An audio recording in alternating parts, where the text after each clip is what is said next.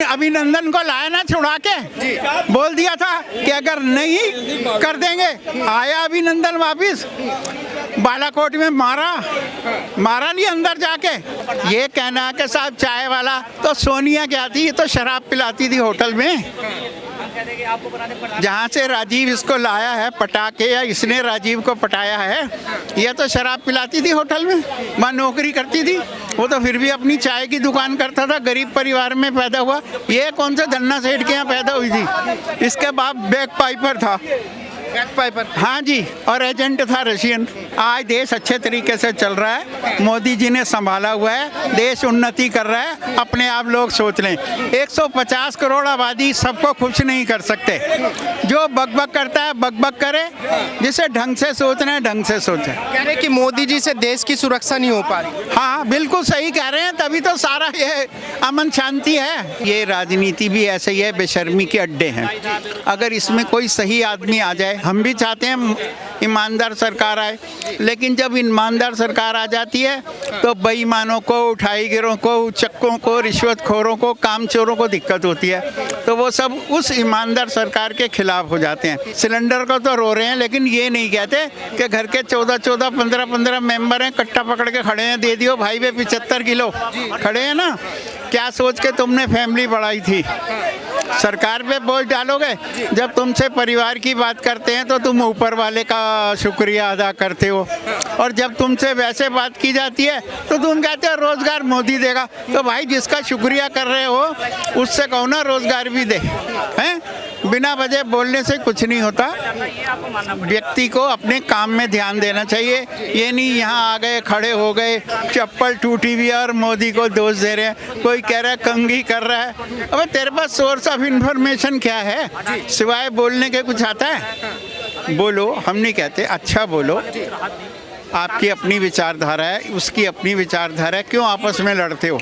ना राहुल तुम्हें कुछ देगा, ना दूसरी पार्टी देंगे। अब ये जो इंडी अलायंस है, जिसे लोग इंडिया इंडिया कर रहे हैं, ये इंडी है, इंडी अलायंस, इंडी अलायंस है। तो आप इसको समझिए। अच्छा, खन्ना साहब बता रहे हैं कि भाई जिस तरीके से मोदी जी ने देश चलाया है पिछले 10 सालों में, कांग्रेस के लोग, गठबंधन के लोग कह रहे हैं कि भाई देश पीछे की तरफ जा रहा है। देखिए, सवाल ये है, जो प्रतिद्वंदी होता है ना, वो तो अपनी बात करता है। ये सारे ब्यूरोक्रेसी की रखेले हैं। जब वो पिटती हैं ना घरों में, तो एक दूसरी पे ब्लेम लगाते हैं, ना कि उनको कहते हैं। तो यही हमारे देश में है। ये राजनीति भी ऐसे ही है, बेशर्मी के अड्डे हैं। अगर इसमें कोई सही आदमी आ जाए, हम भी चाहते हैं ईमानदार सरकार आए, लेकिन जब ईमानदार सरकार आ जाती है तो बेईमानों को, उठाईगिरों को, उचक्कों को, रिश्वतखोरों को, कामचोरों को दिक्कत होती है। तो वो सब उस ईमानदार सरकार के खिलाफ हो जाते हैं। मोरारजी देसाई की सरकार आई थी, उसने एकदम अनुशासन लागू कर दिया था। दुकानदार से बोला था कि ये दाल के पीपे में लगा के रखेगा, रेट बात कर रहे हैं, इतना अनुशासन है। हाँ जी, और 15 रुपये का कि पता नहीं 20 रुपये का डालडे का टीन बिकवाया उसने। इतना ईमानदार आदमी था वो, इतने ईमानदार जी। लेकिन क्योंकि इंदिरा के पास पैसा था, उसने उसको राजनारायण को खरीद लिया, जिसने उसको हराया था, और वो उनके खिलाफ हो गया। अब अंदर खाने क्या हुआ, हम क्या लगता है खन्ना साहब, जिस तरीके से मोदी जी देश चला रहे हैं, देश पीछे की तरफ जा रहा है, सच में तरक्की हो रही है देश की? देखिए, देश तो तरक्की कर रहा है, लेकिन बेईमान लोग पीछे की तरफ जा रहे हैं और अपने मुंह छुपा रहे हैं कि हमने जो करतूत की आज वो हमारी खुल गई है, और हो सकता है हमको कल को जेल की सलाखों के पीछे जाना पड़े, इसलिए वो इस तरह की बातें कर रहे हैं। और गठबंधन के लोग कह रहे हैं कि भाई एक चाय वाला कहाँ प्रधानमंत्री बन सकता है? ये मूर्ख किस्म के लोग मूर्खता भरी बातें करते हैं। आपको मालूम है बर्नार्ड शॉ का फादर क्या था? वो कॉबलर था, जूता बनाने वाला था। अब लोग कहें साहब वो जूता बनाने वाले का आज अमेरिका कहाँ है और हम कहाँ हैं? वो जो समझदार लोग थे, जवाहरलाल नेहरू था, क्या करा उसने? हम ये नहीं कहते उसने काम नहीं करा, उसने इतनी गलतियाँ की, देश आज भुगत रहा है उनकी गलती जी। ये कहना है कि साहब चाय वाला तो सोनिया क्या थी, ये तो शराब पिलाती थी होटल में। जहाँ से राजीव इसको लाया है पटा के, या इसने राजीव को पटाया है, यह तो शराब पिलाती थी होटल में, वहाँ नौकरी करती थी। वो तो फिर भी अपनी चाय की दुकान करता था, गरीब परिवार में पैदा हुआ।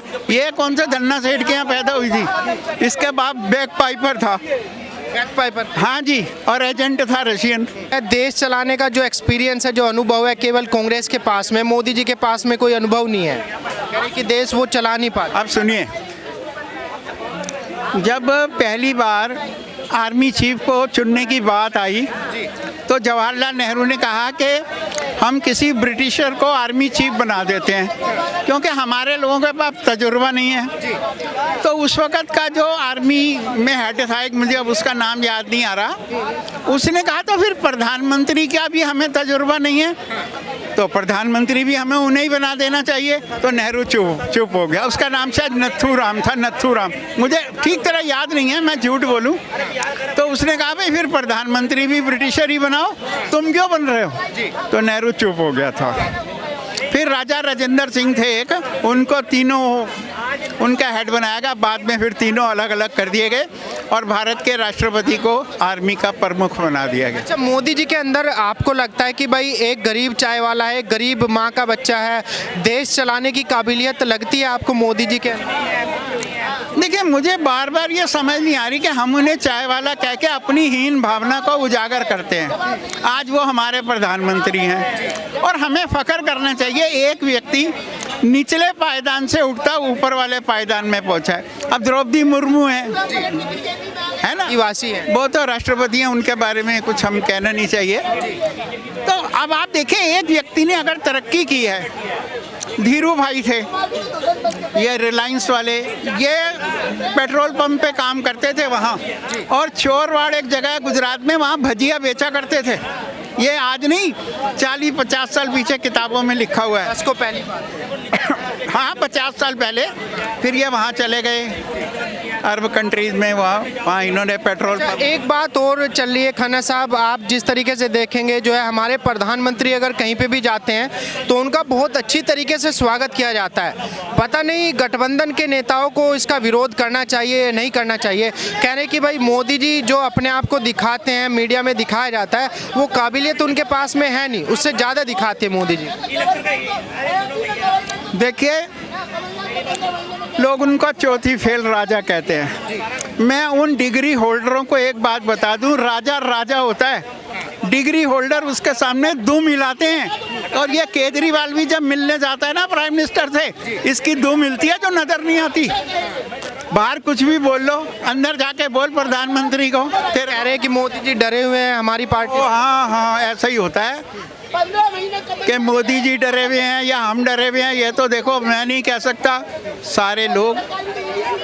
मैं इतना कहना चाहता हूँ सबसे, और युवा बच्चों से ये भी कहना चाहता हूँ, अपनी ऊर्जा को काम पे लगाइए। आप क्या कर सकते हैं, किसी अनुभवी व्यक्ति के पास बैठिए और अपना काम कीजिए और आगे बढ़िए। इन बातों में कुछ नहीं रखा बाकी। लेकिन खन्ना साहब, देश की सरकार, एक ईमानदार सरकार चुनना भी एक नागरिक का फर्ज होता है। सही जगह वोट जानी चाहिए। हमारे देश में अब से पहले बहुत बड़े बड़े धमाके होते थे, लगातार दंगे होते थे, वो भी किसी न किसी वोट का परिणाम ही था। आज देश में अगर शांति है, वो भी किसी देश का परिणाम है। तो आपको क्या लगता है, मैं ये नहीं बोलता कि दंगे नहीं होते, अभी भी होते हैं, बट लेकिन पहले की तुलना में कम होते हैं। तो आपको क्या लगता है 2024 में किसको इस बार मौका मिलना चाहिए? देखिए, जहाँ तक दंगों का सवाल है, पंडित जवाहरलाल नेहरू एक कुटिल मानसिकता का शिकार था। उसकी बेटी ने हिंदू धर्म छोड़ के यूनाइटेड किंगडम की मस्जिद में मैमूना बेगम बन के फिरोज से शादी की थी। नेहरू को मालूम था कि मेरे घर में तो अब सनातनी पैदा नहीं होगा, मेरे घर में तो अब वही पैदा होंगे जिनके पीछे खान लगेगा, ये लगेगा, वो लगेगा। जी, तो उसका जो झुकाव था वो दूसरे मुसलमानों की तरफ खास तौर से था। वो उनकी अपीचमेंट में लगा रहता था। हमने तो दिल्ली में बहुत कुछ देखा है, यूपी में दंगे होते थे। तो सवाल ये है कि शासन में अगर सही व्यक्ति बैठेगा तो वो प्रशासन को खींच के रखेगा।